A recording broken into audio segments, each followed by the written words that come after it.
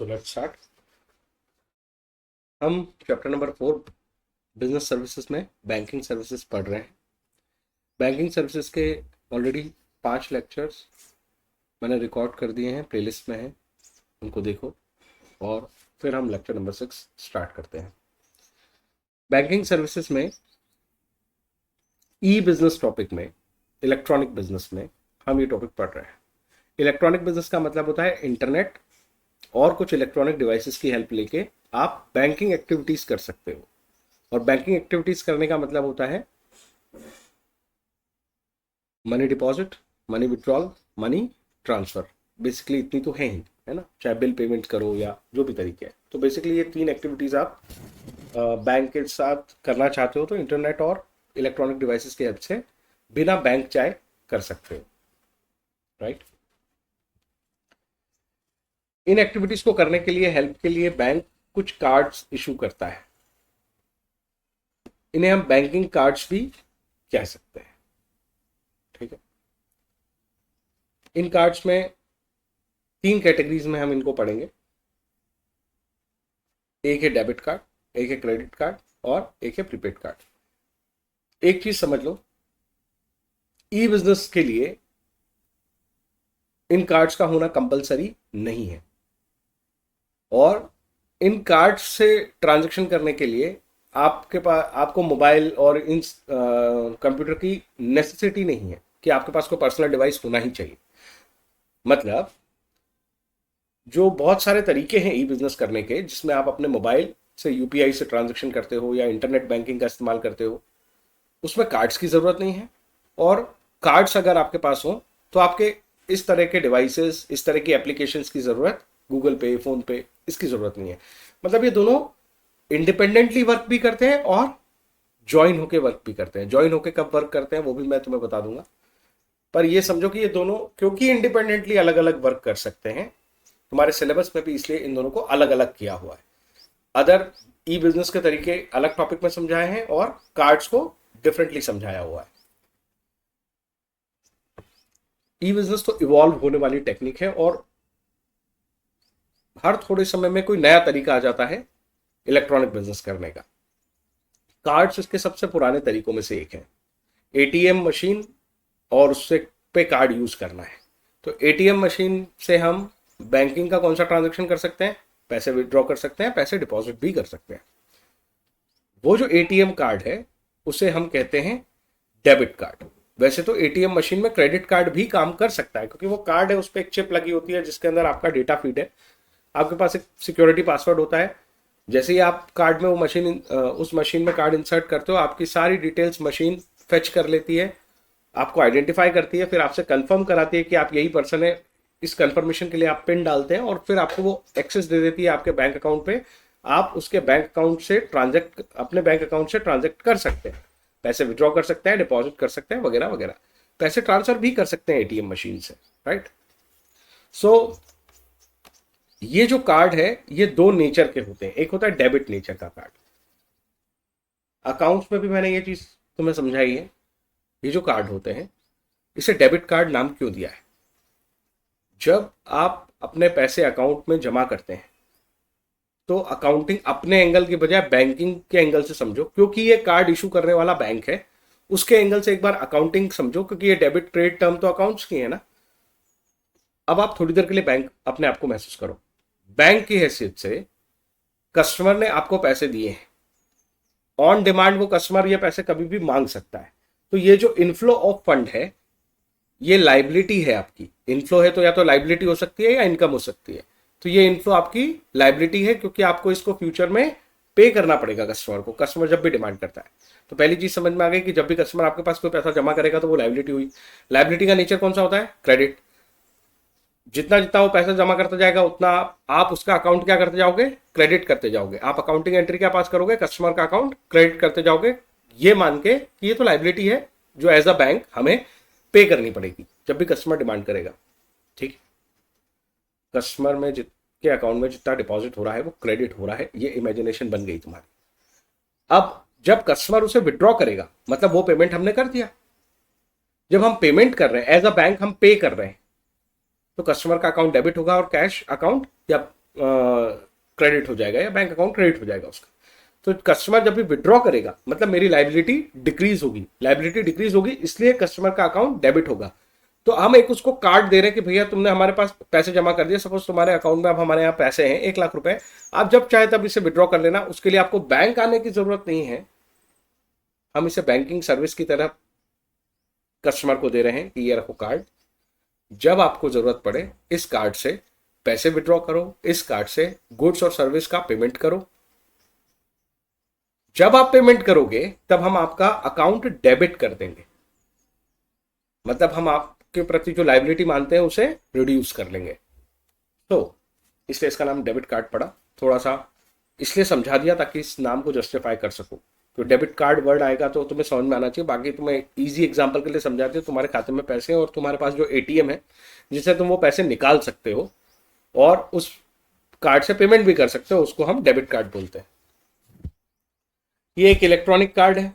वैसे तो हम तीनों जो पढ़ेंगे तीनों इलेक्ट्रॉनिक कार्ड है। इलेक्ट्रॉनिक कार्ड होने का मतलब होता है इन कार्ड की हेल्प से हम इलेक्ट्रॉनिकली बैंकिंग ट्रांजेक्शन्स कर सकते हैं, राइट। इन कार्ड्स की हेल्प से हम इलेक्ट्रॉनिकली बैंकिंग ट्रांजेक्शन्स कर सकते हैं, बैंकिंग एक्टिविटी कर सकते हैं। सो इसे कौन इशू करता है? बैंक। क्रेडिट कार्ड के लिए भी ये लाइन में चेंज नहीं करूंगा, ये भी इलेक्ट्रॉनिक कार्ड होंगे। इसे भी कौन इशू करता है? Financial institution. फाइनेंशियल इंस्टीट्यूशन एक थोड़ा सा बड़ा बलून है, बैंक उसके अंदर आती है। फाइनेंशियल इंस्टीट्यूशंस और भी हो सकती हैं बैंक के अलावा। तो क्रेडिट कार्ड इशू करने वाली और भी चीजें हैं बैंक के अलावा, ठीक है। तो और बड़ा पर्सपेक्टिव ले लिया, बैंक हिस्सा होती है फाइनेंशियल इंस्टीट्यूशन का। हर वो इंस्टीट्यूशन जो फाइनेंस में डील कर रही है, मतलब लोगों से पैसे ले रही है, लोगों को पैसे दे रही है, वो फाइनेंशियल इंस्टीट्यूशन होती है। बैंक बैंकिंग बिजनेस थोड़ा सा स्पेसिफिक बिजनेस है जहां पे lending of money, deposit accept करना, ये सब शामिल होता है, ठीक है। तो और भी इंस्टीट्यूशन है जो क्रेडिट कार्ड इशू करती है अपार्ट फ्रॉम बैंक्स। तो ये बड़ा बलून है, इसलिए तुम यहाँ पे बैंक समझ के इसको समझ तो सकते हो, बट इतनी क्लैरिटी दिमाग में रखो कि financial institution credit card issue करती है। And the last thing, prepaid card भी एक इलेक्ट्रॉनिक कार्ड है। लेकिन मजेदार बात, क्या इसे बैंक इशू करती है? हाँ, कर सकती है, पर मैंडेटरली एटीएम कार्ड तो केवल बैंक इशू करेंगी। क्रेडिट कार्ड फाइनेंशियल इंस्टीट्यूशन कर सकती हैं, जिसमें बैंक भी शामिल है। लेकिन यहां पे हम ये कहेंगे कि बैंक भी इशू कर सकती है और बैंक के बिना भी प्रीपेड कार्ड हो सकता है। ये प्रीपेड कार्ड क्या होता है? सबसे अच्छा एग्जांपल है प्रीपेड कार्ड का फास्टैग। वो जो टोल टैक्स पे यूज होने वाला कार्ड है, उसमें हम पहले से पैसे जमा कर देते हैं। वो फास्टैग कार्ड बैंक से लिंक हो भी सकता है और नहीं भी हो सकता है। कई सारी दूसरी कंपनियां हैं जिसमें जो फास्टैग यूज करती हैं। सर पैसे तो बैंक से ही कटने हैं। हाँ, पैसे बैंक से कटने हैं, पर ये कार्ड बैंक ने इशू किया हो ये जरूरी नहीं है। एप्लीकेशंस आती हैं, बैंक से पैसा फेच करते हैं गूगल पे, पेटीएम के थ्रू, उस कार्ड में पैसा डालते हैं, फिर वो कार्ड काम करता है।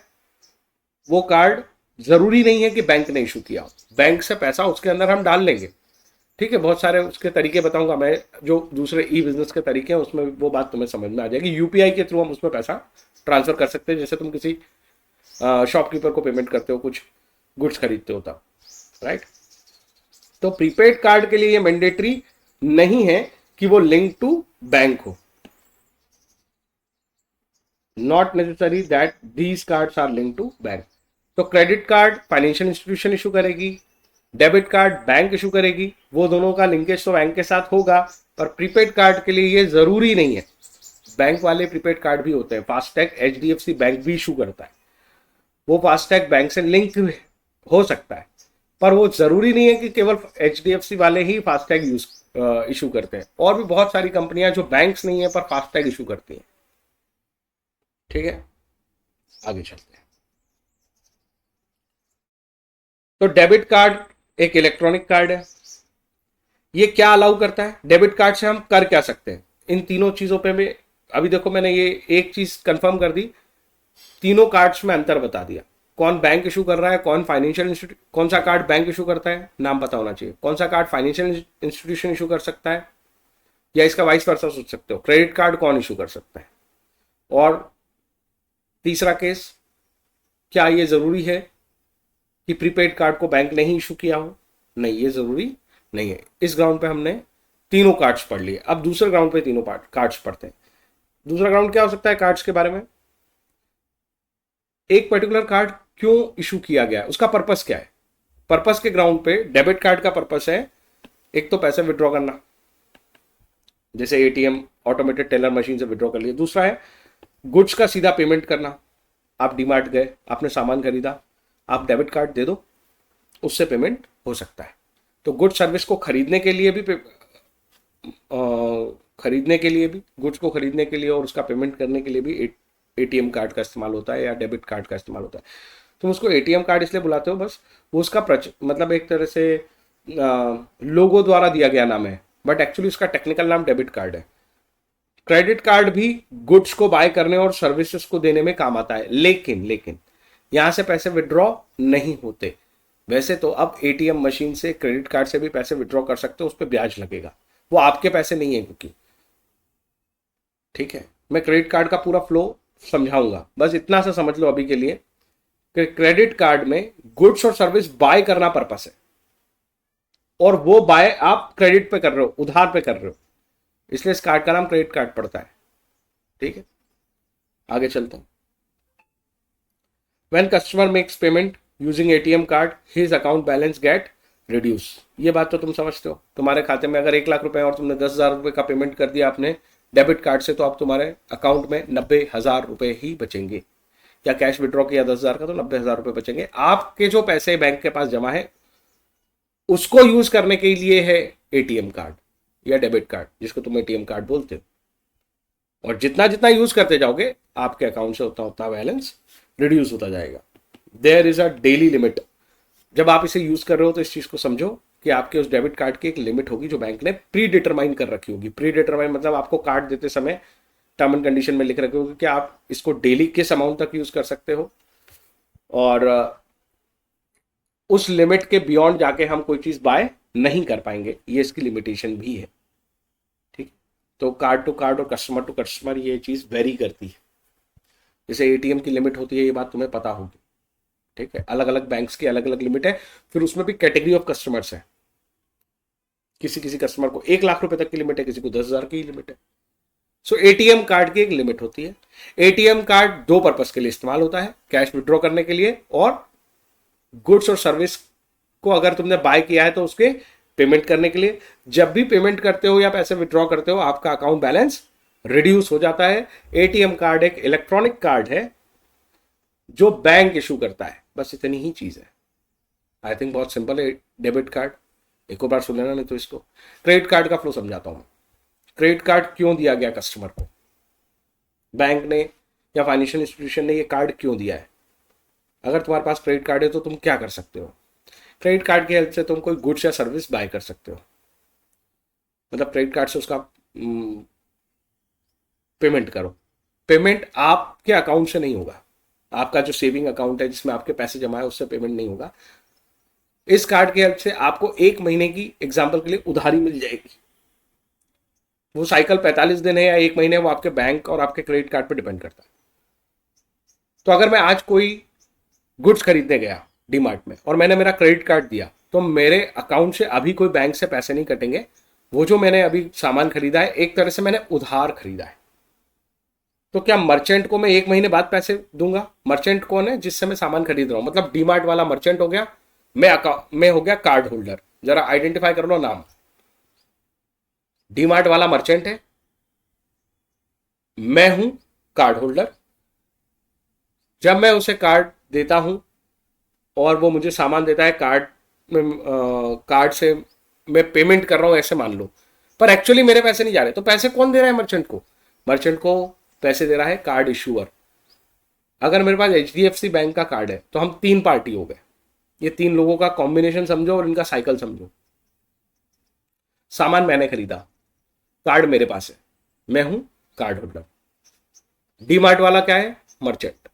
और HDFC बैंक कौन है? कार्ड इशूअर, जिसने वो कार्ड इशू किया था।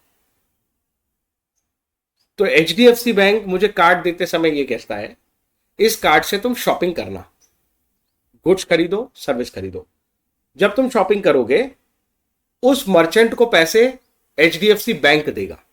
HDFC बैंक ये बोल के आपको कार्ड देता है। तो डीमार्ट वाले को पेमेंट उसी समय मिल जाएगा जब वो आपको सामान देगा। उधारी आपके और आपके इशूअर के बीच है, कार्ड इशूअर के बीच, मतलब आपके और HDFC बैंक के बीच में उधारी बनेगी।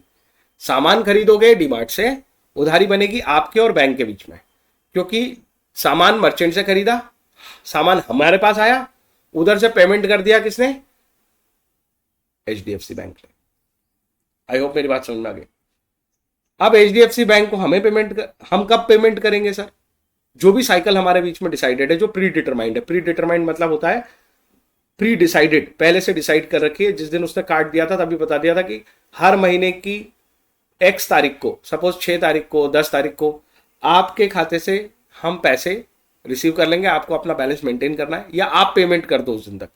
अगर आप पेमेंट नहीं करोगे तो क्या होगा? अगर आप पेमेंट नहीं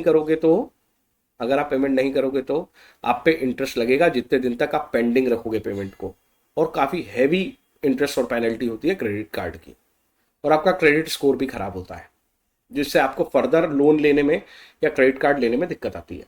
आपका क्रेडिट खराब हो रहा है, आपके ऊपर ट्रस्ट खराब हो रहा है फाइनेंशियल इंस्टीट्यूशंस का, राइट? तो क्रेडिट कार्ड का फ्लो समझ लो। क्रेडिट कार्ड एक इलेक्ट्रॉनिक कार्ड है जिसको फाइनेंशियल इंस्टीट्यूशन इशू करता है। कस्टमर इससे क्या कर सकता है? शॉपिंग कर सकता है, मतलब गुड्स और सर्विस बाय कर सकता है। जब क्रेडिट कार्ड के थ्रू कोई शॉपिंग होती है तो मर्चेंट को पेमेंट कौन कर देता है? HDFC बैंक, मतलब कार्ड का इशूअर। और शॉपिंग करके कौन ले आता है? कार्ड का होल्डर। बाद में जब यह बिजनेस साइकिल कंप्लीट होगी, मतलब 1 महीना बीतेगा, मर्चेंट को तो पैसे मिल गए, वो तो उसी दिन पिक्चर से बाहर हो गया। अब बचे हम दो, मेरे पास कार्ड है और मेरे कार्ड का इशूअर है जिसने पेमेंट कर दिया था मर्चेंट को। तो जो भी डेट डिसाइडेड है उस डेट पे मैं अपने इशूअर को पेमेंट कर दूंगा और हमारा अकाउंट सेटल हो जाएगा, जो उधारी है मैं खत्म कर दूंगा। तो हर महीने मैं एक महीने की उधारी ले सकता हूं शॉपिंग के लिए। This is the purpose of credit card.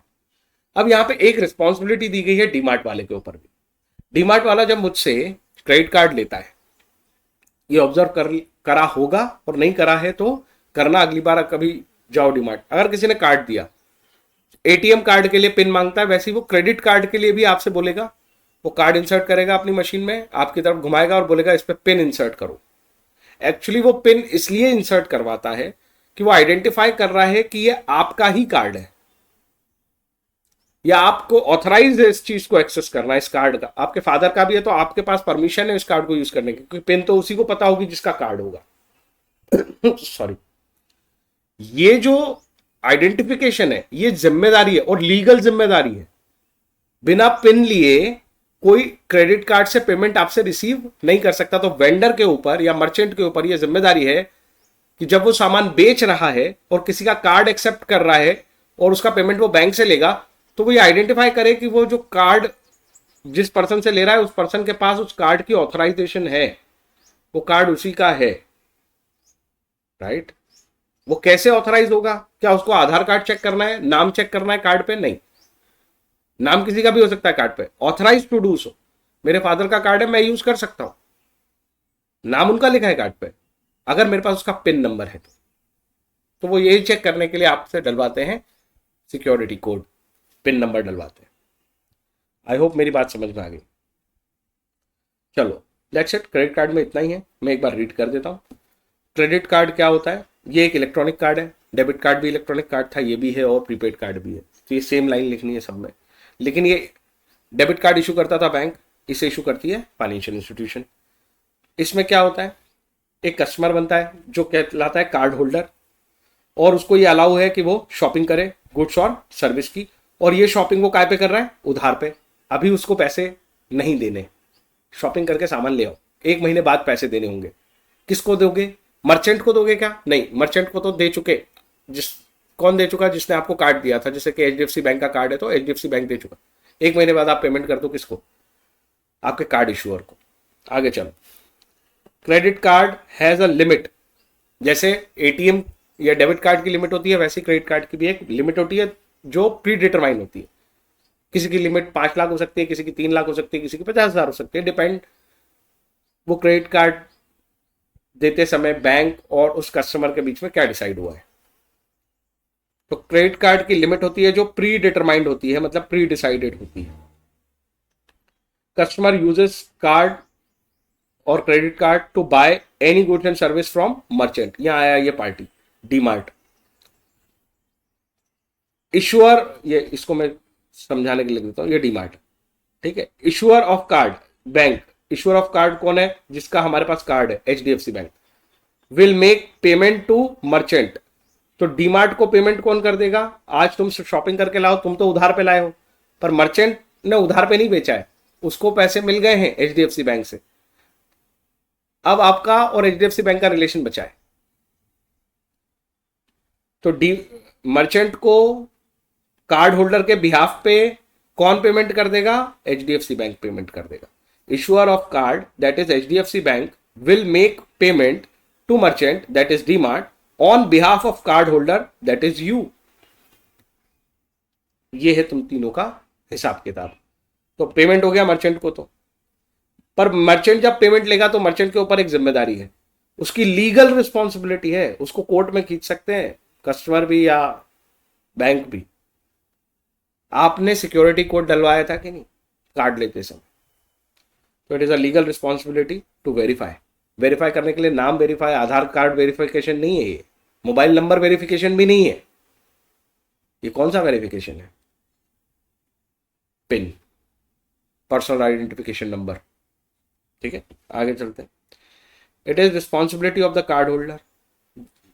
अब इसके ऊपर फाइनल क्या रिस्पॉन्सिबिलिटी है? तो उधार पे सामान ले आया, टू पे the due balance. Due balance मतलब जितना उसने शॉपिंग कर लिया उसका जो ड्यू अमाउंट है, उसे मंथली बेसिस पे जो भी ड्यू डेट है जो प्री डिसाइडेड थी एचडीएफसी बैंक और उस कस्टमर के बीच में, जो प्री डिसाइडेड ड्यू डेट थी किसी महीने की 6 तारीख 10 तारीख वॉट एवर, तो शॉपिंग इस महीने करिए, अगले महीने की 6 तारीख या 10 तारीख को जो भी डिसाइडेड है उस डेट पे पेमेंट करने की जिम्मेदारी है कार्ड होल्डर की। मर्चेंट की जिम्मेदारी है आइडेंटिटी मेंटेन करना, और कार्ड होल्डर की जिम्मेदारी आइडेंटिटी वेरीफाई करना, और कार्ड होल्डर की जिम्मेदारी है पेमेंट करना ड्यू डेट पे। अगर वो पेमेंट नहीं करता, कार्ड होल्डर पेमेंट नहीं करता, तो क्या होगा? उसके ऊपर इंटरेस्ट चार्ज होगा। जितना भी आउटस्टैंडिंग बैलेंस है, अगर आपने 2 लाख रुपए की शॉपिंग कर रखी तो 2 लाख के ऊपर इंटरेस्ट लगेगा, 20,000 की कर रखी तो 20,000 के ऊपर। और कितने दिन के लिए? जितने दिन तक आप डिले करते हो अपना पेमेंट। तो 6 तारीख ड्यू डेट दी थी, 6 तारीख से अगर आपने 16 तारीख कर दी है पेमेंट करने में, तो वो 10 दिन का इंटरेस्ट लगेगा। तो जितना पीरियड है नॉन पेमेंट का, वो पीरियड के लिए जो रेट ऑफ इंटरेस्ट है वो रेट ऑफ इंटरेस्ट, और ये कंपाउंडिंग बेसिस पे लगाते हैं, डेली कंपाउंडिंग करते हैं। कंपाउंडिंग मतलब समझ लो ना, हर दिन का इंटरेस्ट चार्ज हुआ, पिछला वो इंटरेस्ट अमाउंट में जुड़ा, फिर जो नया अमाउंट निकला है उसके ऊपर इंटरेस्ट, फिर इस दिन का इंटरेस्ट अमाउंट में जुड़ा, अगले दिन के लिए वो प्रिंसिपल बना, उसके ऊपर इंटरेस्ट, ऐसे करके कंपाउंडिंग इंटरेस्ट लगता है। सो वेरी हैवी इंटरेस्ट है, और क्रेडिट स्कोर तो खराब होता ही है। ये पूरा हो गया डेबिट कार्ड और क्रेडिट कार्ड का बेसिक। डेबिट कार्ड क्यों होता है, कौन इशू करता है, क्या पर्पस है डेबिट कार्ड का, क्रेडिट कार्ड की पूरी साइकिल क्या है। आप कार्ड होल्डर हो, आप शॉपिंग करते हो, क्रेडिट पे शॉपिंग करते हो, मर्चेंट को पेमेंट कौन कर देता है? कार्ड का इशूअर दैट इज बैंक। बाद में आप किसको पेमेंट करते हो? कार्ड के इशूअर को। That's it. आखिरी तो बहुत ही सिंपल है, प्रीपेड कार्ड, फास्टैग सब समझते हैं, है ना। टोल टैक्स को क्रॉस करते हैं जब आप, तो पहले कैश देते थे, आप फास्टैग की लाइन होती है वहां जाते हैं, एक कार्ड हमारे कार के विंडशील्ड पे चिपका होता है, उसे वहां पे लगी एक मशीन ट्रेस करती है, पैसे काटती है, और आप आगे बढ़ जाते हो। तो उस कार्ड में हमें पहले से बैलेंस मेंटेन करना पड़ता है। तो प्रीपेड कार्ड का मतलब ये है कि पहले से उस कार्ड में बैलेंस है, मतलब उस कार्ड में हमने पेमेंट कर रखा है, उसी पेमेंट को यूज करेगी मशीन। ऐसे पेट्रो कार्ड्स भी होते हैं, पेट्रोल पंप पे हर बार कैश लेके जाने की जरूरत नहीं अगर आपके पास पेट्रो कार्ड है तो इस तरह के बहुत सारे कार्ड बहुत सारी जगह यूज होते हैं। अगर आप किसी गेमिंग जोन में गए हो कभी, तो वहां भी इस तरह का एक कार्ड आपको दे दिया जाता है, उसका बैलेंस मिल जाता है। कई रेस्टोरेंट इस तरह के कार्ड को यूज करते हैं, जहां पे आप शुरुआत में एक अच्छा खासा बैलेंस अपने कार्ड में ले लो, और फिर ऊपर जाके रेस्टोरेंट में, ऊपर जाके मतलब जहां भी रेस्टोरेंट है वहां रेस्टोरेंट में जाके आप उस कार्ड के बेसिस पे बार बार शॉपिंग करते रहो। तो एक कार्ड में बैलेंस मेंटेन करो और उस कार्ड को रीयूज करते रहो जब तक आपके पास बैलेंस है। आई होप मेरी बात समझ में आ गई। इस कार्ड में बैलेंस डाला कैसे जाता है? आजकल तो यूपीआई के थ्रू डाला जाता है, और बाद में आप इस बैलेंस को विड्रॉ भी कर सकते हो। तो ऐसी कुछ एप्लीकेशन होती है, फास्टैग एक एप्लीकेशन है जिसमें आप पैसे डालो, फास्टैग एप्लीकेशन है उसमें आप पैसे डालो, उसको यूज करो। और आपका बैलेंस अगर काफ़ी सारा बच जाता है, सपोज मैंने यहाँ से कहीं ट्रैवल किया और मैंने 5,000 रुपये का फास्टैग के किसी एप्लीकेशन में बैलेंस डाल लिया, मेरा यूज़ हुआ है 3,000 रुपये, 2,000 रुपये मेरे फास्टैग में बचे, आई कैन विड्रॉ इट। तो मैं कभी भी इसमें पैसे डाल सकता हूँ, कभी भी इससे पैसे विड्रॉ कर सकता हूँ। ठीक है, आगे चल। तो ये भी एक इलेक्ट्रॉनिक कार्ड हुआ। इसे इशू कौन करेगा? कोई भी कर सकता है, बैंक भी कर सकते हैं, दूसरे लोग भी कर सकते हैं। मैं तो कह रहा हूँ रेस्टोरेंट वाले भी इशू करते हैं, पेट्रोल पंप वाले भी इशू करते हैं, राइट। तो इसमें अमाउंट जो है वो पहले से लोड होता है, एडवांस में हम इस कार्ड में पैसे डाल के रखते हैं। एक तरह से ये वैलेट जैसा हो जाता है, डिजिटल वैलेट, है ना। It is not necessary that prepaid card is link to bank. और इसका एग्जांपल मैंने दिया तुम्हें, FASTag. So that's it. Paytm का भी फास्टैग आता है, राइट। तो बैंकिंग कार्ड्स के बारे में हमने सारा डिस्कस कर लिया। अगले लेक्चर में हम नेक्स्ट टॉपिक पे मूव करेंगे। इसकी ई बैंकिंग के बहुत सारे तरीके जो हैं वो छोटे छोटे तरीके हैं, और कब कौन सा तरीका तुम देखते हो, यूज़ करते हो, उसके बारे में हम डिस्कस करेंगे अगले लेक्चर में।